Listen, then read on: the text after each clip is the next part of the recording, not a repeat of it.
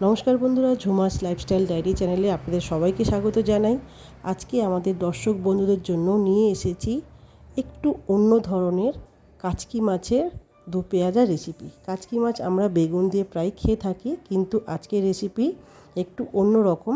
এর স্বাদও দারুণ লাগে খেতে, গরম গরম ভাতে দুর্দান্ত লাগে, যা একবার খেলে আপনাদের বারবার খেতে মন চাইবে।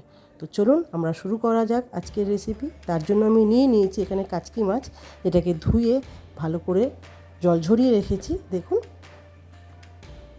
নিয়েছি এখানে বেশি করে পেঁয়াজ কুচো, 3 থেকে 4টে পেঁয়াজ কুচো নিয়েছি, আর 2 থেকে টমেটো কুচিয়ে নিয়েছি চেরা কাঁচা লঙ্কা আর ধনেপাতা। এখানে আমি আদা রসুন দেবো না।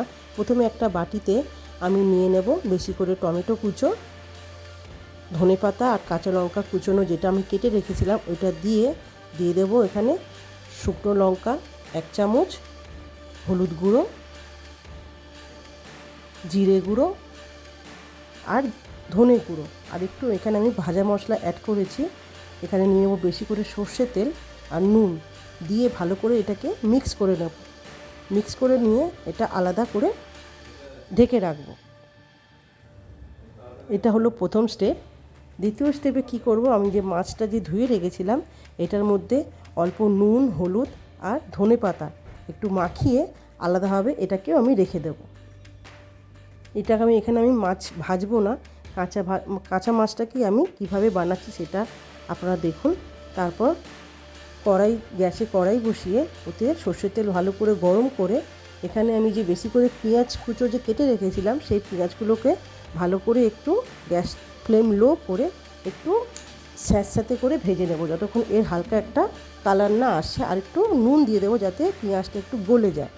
যেই গলে যাবে 3-4 মিনিট হয়ে যাওয়ার পর পেঁয়াজগুলোকে একটু আমি এভাবে বিছিয়ে দেবো।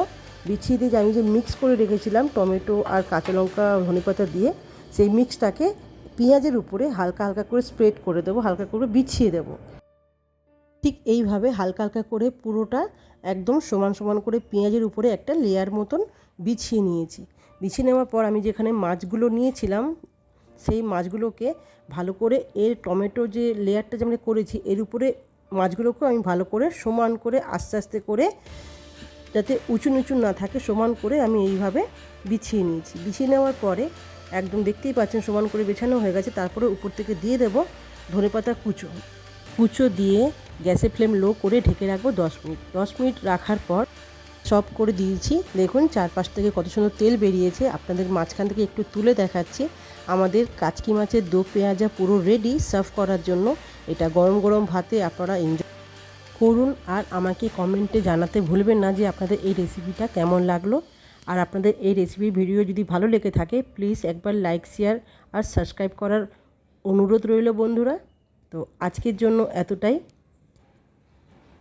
দেখা হবে নতুন কোনো রেসিপির সাথে। ততক্ষণ ভালো থাকুন, সুস্থ থাকুন। Thanks for watching.